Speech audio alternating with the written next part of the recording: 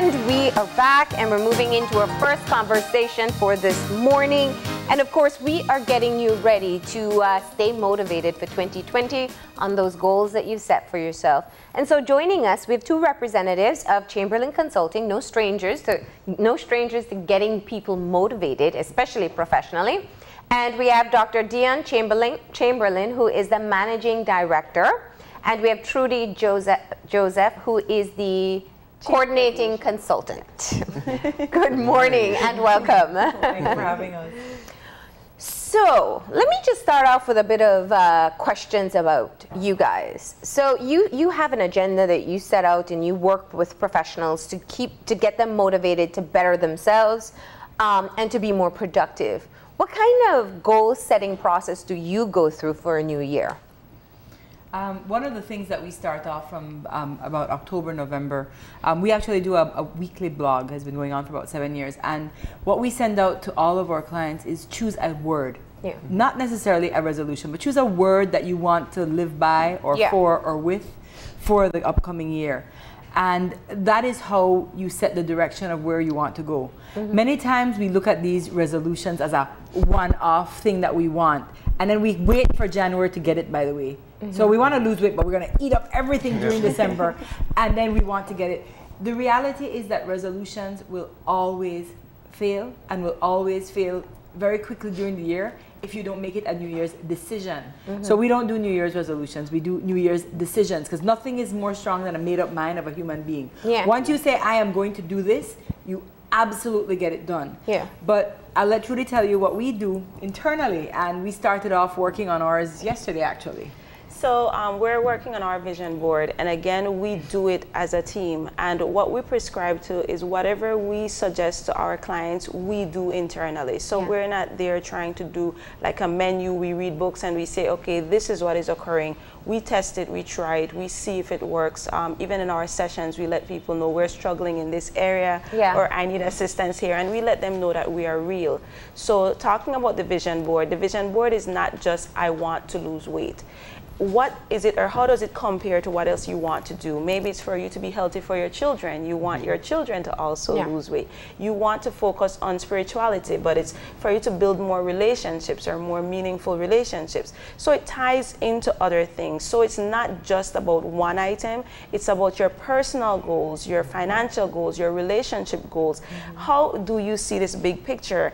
And the lovely thing about a vision board, it's supposed to look pretty, even if it's just with words. And so again, when you try to focus on one thing, it's not just this, it's the big picture, and then you can actually just zoom in. What you will achieve out of it.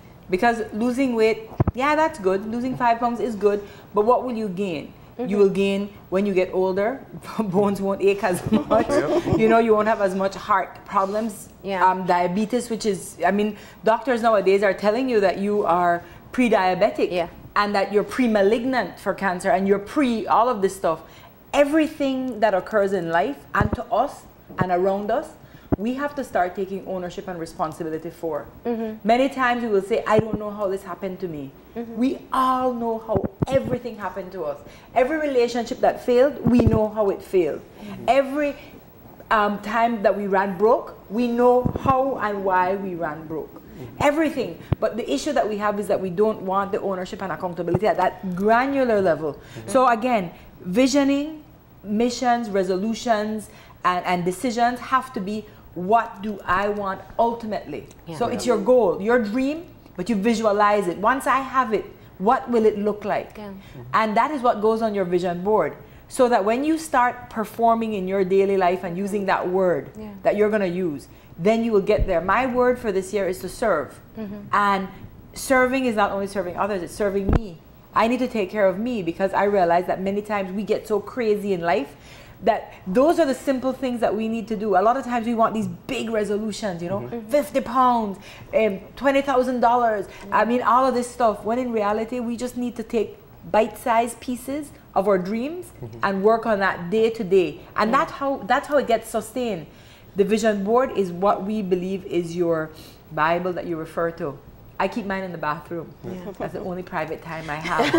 And I pull it from behind the toilet, you know, from the back, and I look at it and I'm like, is that I want to have it shows a picture. I have one. Mine actually has a picture of an older gentleman and a young and an old, well, not too old woman, but you know, and they look very romantic. And I envision that to be my husband and I. So if I am in a bad mood that morning and I walk out ready to say have a scream attack, I know that that vision that I visualize on that board can't come to life. Yeah. So automatically I calm myself down. So when I walk out now, I have to get into the mode that will take me to arriving at that dream. So you need to have a reminder, a reinforcer, something that is a trigger for you all the time.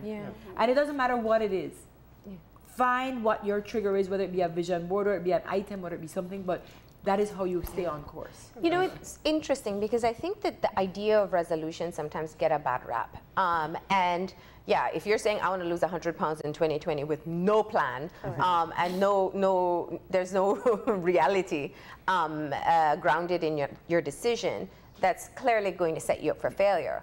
But the idea of wanting to improve yourself, whether at the beginning of 2020 or mid-year or beginning of next month, is always a good thing. But effective change doesn't come easily.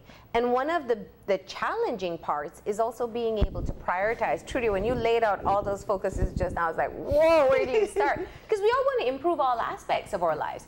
Family, personal, professional, spirituality, your health. I mean, there's so many others. If you look at wanting to improve some kind of relationship with your children or your spouse or the wider community, how do you, what's your suggestion in terms of getting your priorities in order? So if I can only add an hour or two more to my day, or an hour realistically, to commit to a new goal, how do I know where to start? Well, first of all, it's all about knowing the why. Why do I want to do this? Is it just to add 5 more friends, or is it for me to have meaningful relationships? Is it for me to distance myself from certain people that will not allow for me to meet my other goals? So in prioritizing, there's so many things that you can do together. It doesn't have to be, if I'm looking to build relationship with my family, that I always have to do it separate.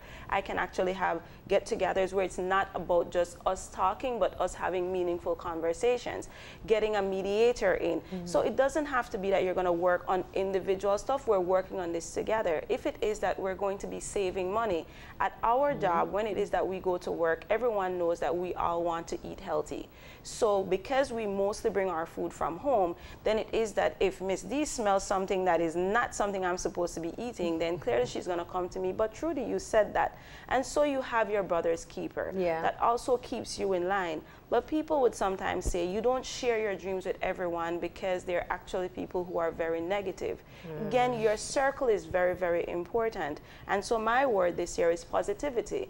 And positivity not just for myself, but positivity for others. Because there's so many naysayers out there. Why are you going to bother for you to try to lose weight? Everyone in our family is big-boned. So you need to have those positive people, mentors. Like Miss Dionne is my mentor, and she's mentored me for 6 years. 6 years, and we continue to work on our relationship. And then you have coaches, and coaches are specific as it relates to more of your professional life. And you can have many coaches, and you can have multiple mentors, because again, how can you get relationship advice from someone who is not in a relationship? How can they truly help you? So in prioritizing, like I said, you need to focus on the why. Why do I want to achieve this?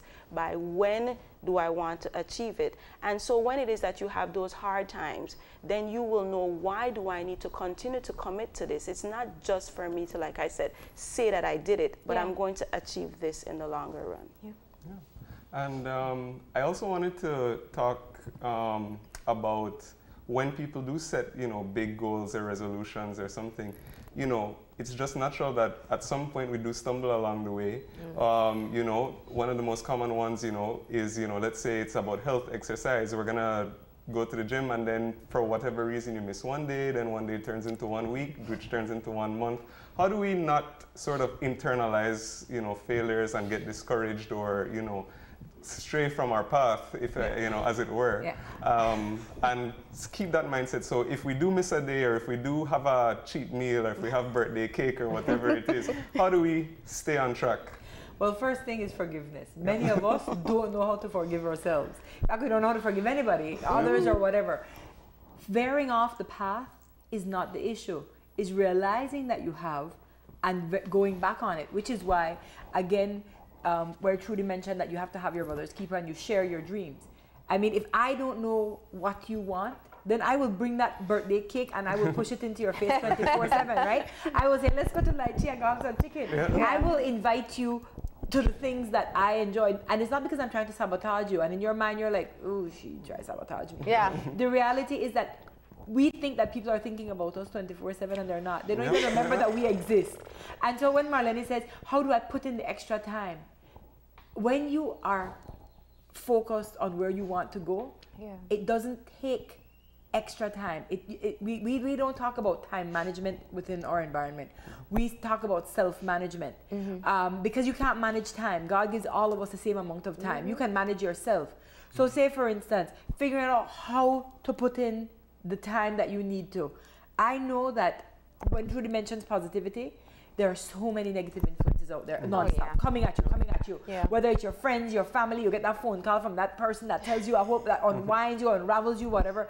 And I don't know if it happens to you, but sometimes I feel that whenever somebody gives me a call, it's because they want something. It's never because they call and say, can I give you something today? For sure. You know? And so sometimes I feel like my bucket is empty, like they've scraped it out and they took a sponge and scraped out the remaining balance. So what grounds me and brings me back is that I need to listen to something positive.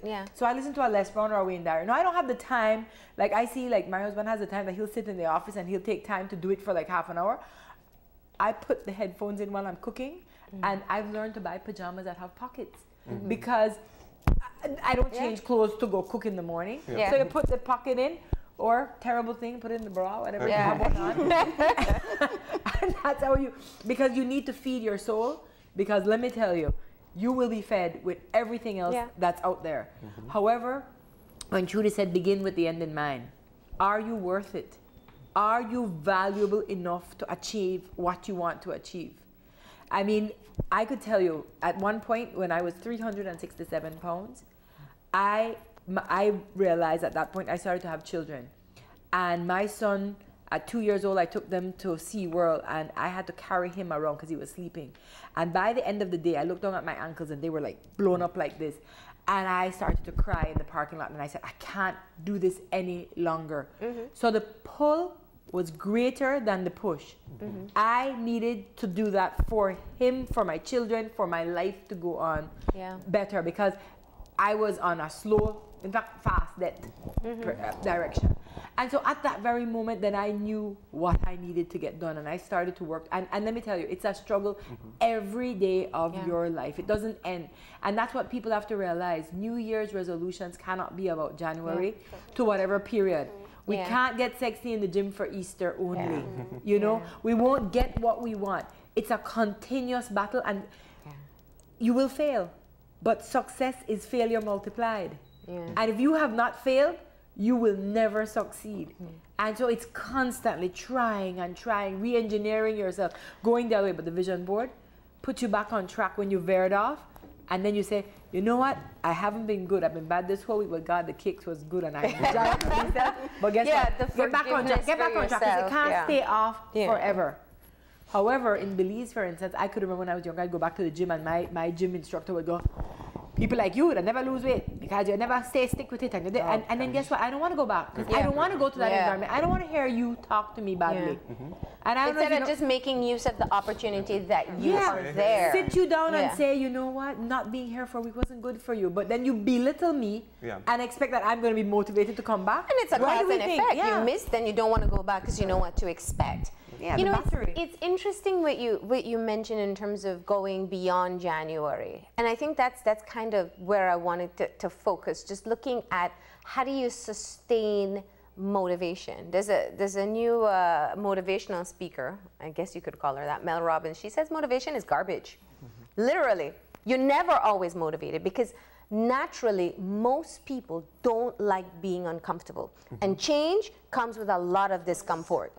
Whether it's losing sleep, going to the gym, facing the pain, cutting down on what you used to spend because you want to get yourself in a better financial place, not fighting the way you used to fight with your spouse because you want to address your personal issues, not reacting to your kids immediately, and all the other bad habits that we always want to change at the start of a year. And so that's where I wanted to ask. So naturally, I mean, she's right. We can't stay, nobody is 24/7 up and ready to go and counter the world. How do you keep it going? Even when the moments fall, when you lose sight of that weight loss goal, or you lose sight of that financial goal or professional goal, how do you build yourself? Because you got to do it to yourself. Right. How do you build yourself back up to keep on going? If it's okay. Again, the why am I doing this has to be strong. Yeah. Why do I want to do this? And if you're not able to answer the positive whys, it doesn't make sense. If the only reason I'm losing weight is because I saw an ad and the ad says I'm supposed to do it, then that's not a good reason. Why do I want to do it? Why do I want to do it for me? Why do I want to do it for my children? Why do I want to get there? If you have a great why, and the why is very big, then you will remain focused. Even when it is that you fall short, you will come back on track. Because your why is very big and it's important to you. So when it is that you're saying, I would like to have my savings together because I'm interested in building a house. I'm building a house for my grandmother. Because she is more important to you than your own personal, whatever it is that you're doing at this moment, then it is that you will always come back to it. Again, you're not going to be able to do it on your own. And even for us, when it is that we're talking about motivation, we're talking about positivity, we're talking about serving, we are all human beings and we do fall short. But we come back together because what is it? We are making sure that we live by what it is that we say. So it's not just, like I said, textbook. It's about ensuring that you're living one person's life. We always talk about the fact that how can you be two people? How can Marlene be super nice here on the TV, and then when you see her off camera, don't talk to me, don't look at me? You can only be one person, unless maybe you're bipolar, and then there's medication for that and other stuff.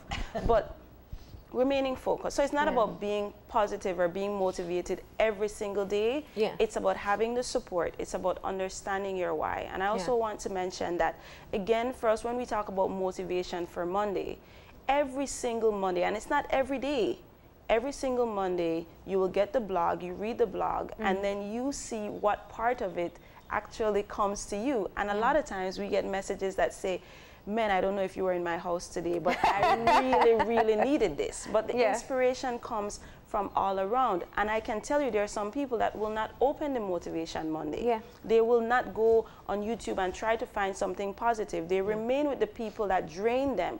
How can you then get to that motivated section if all you're doing is tearing away at yourself?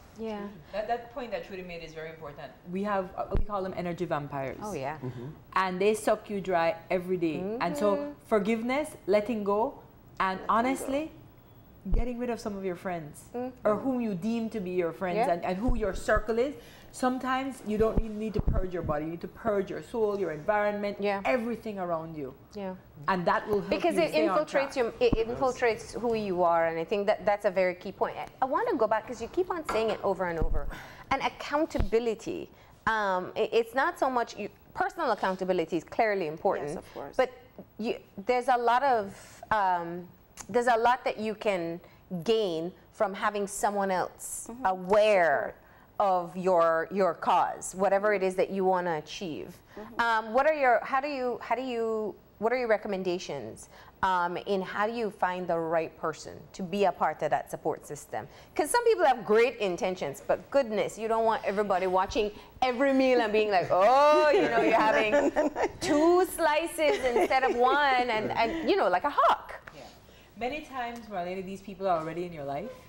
And sometimes we don't recognize the people around. In fact, I had this conversation with somebody yesterday where this person kept telling me that they don't feel like they're achieving, and they don't feel like they're doing, and they don't feel like they're doing. And I said, how many times have I not told you how proud I am of you?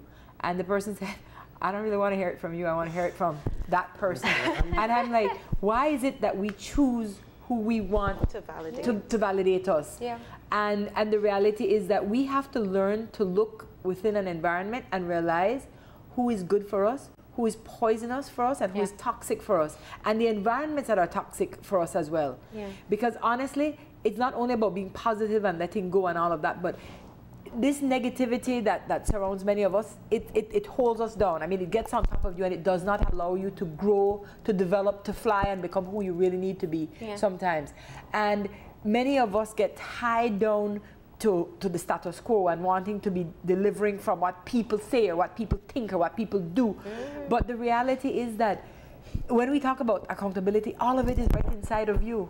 You know whenever you're not doing something the way that you should. So you don't necessarily need anybody to tell you that you shouldn't be eating. Because I swear that while you're eating that thing, you're like, I know I shouldn't be doing this. You know, during Christmas, when I went into the kitchen and pulled up that thing and tried to look wrong that nobody's watching, I've jammed that cake in my mouth. Trust me, I knew what I was doing.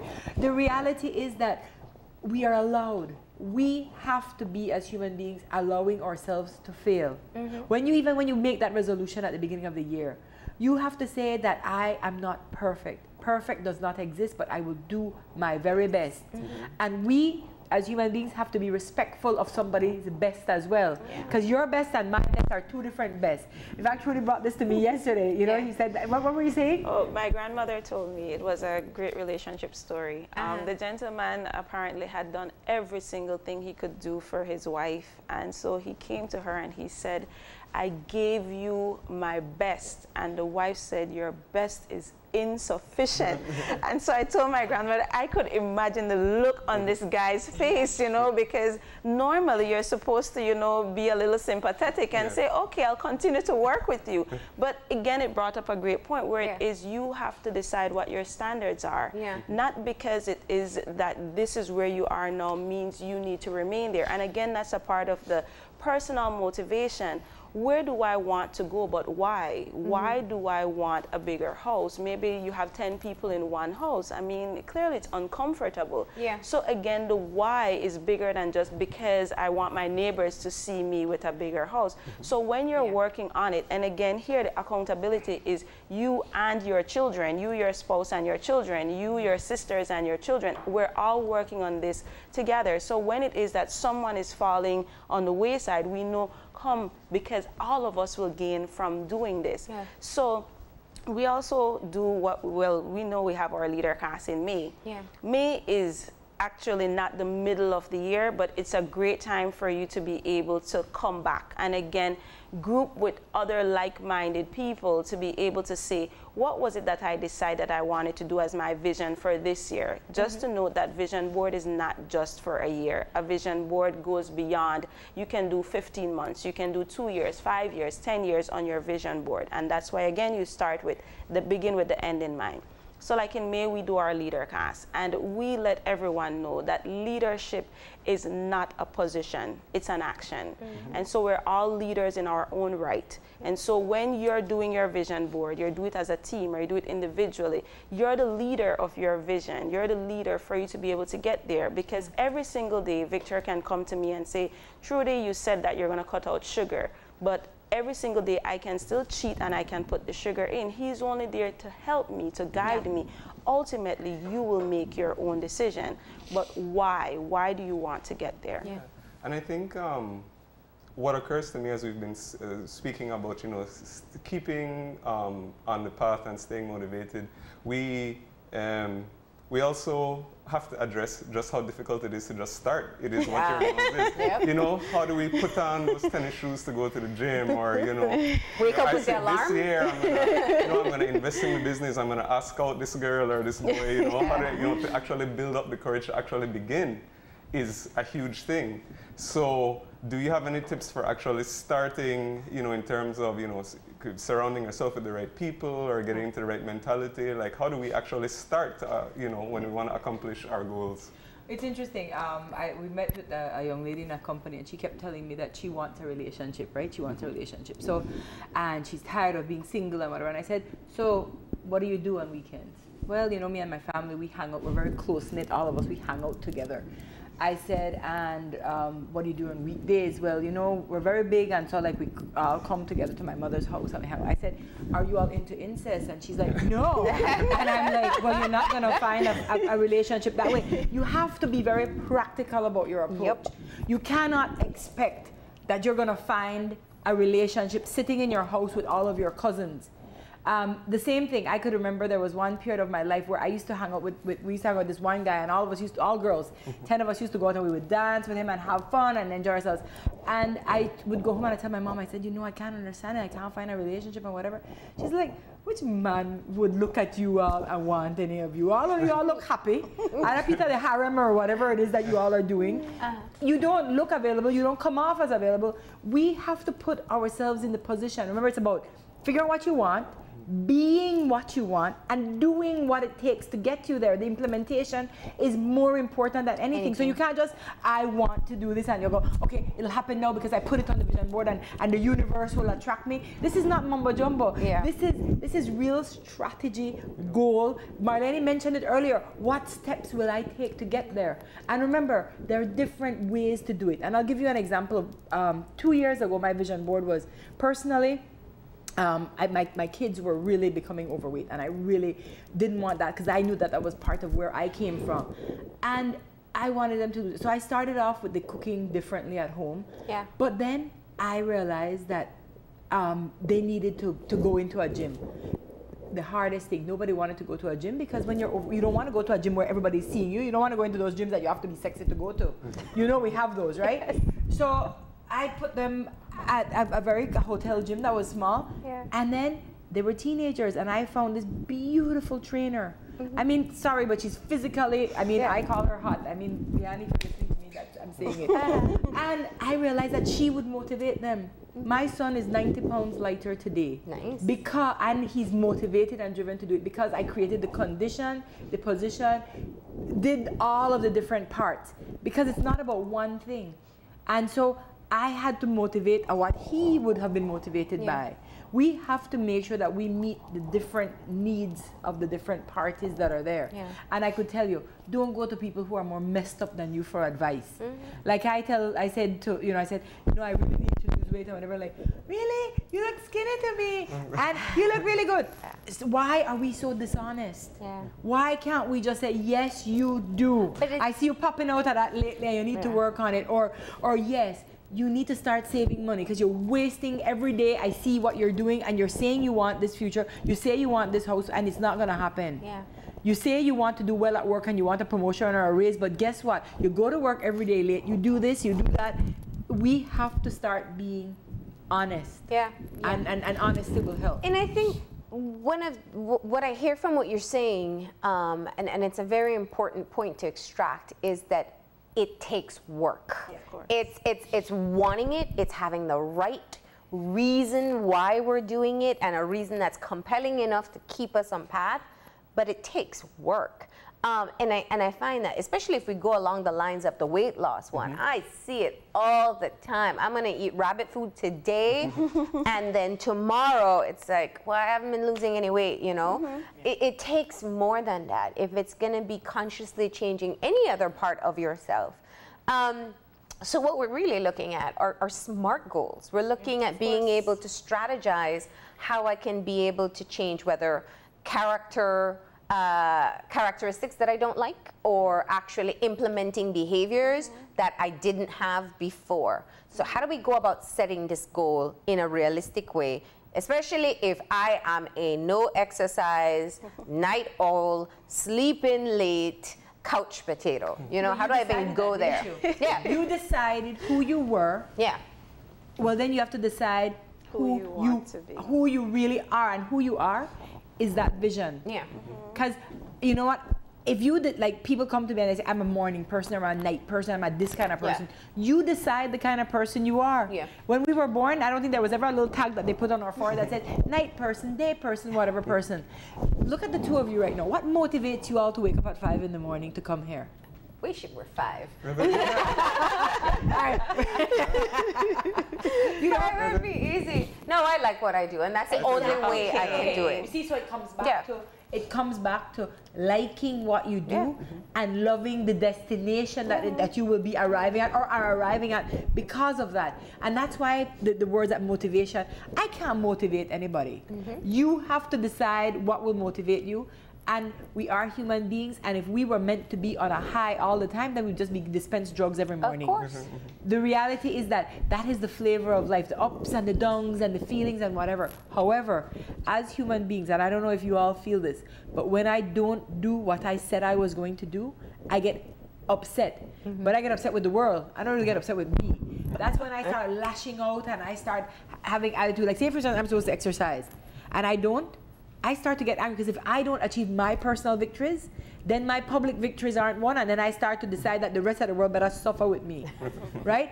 And so that is why self-ownership, accountability has to be a part of this. And like I said, it's not a hoopla, rah, rah, rah, hold hands and sing kumbaya situation. You have to make the decisions for the destination that you want to be at.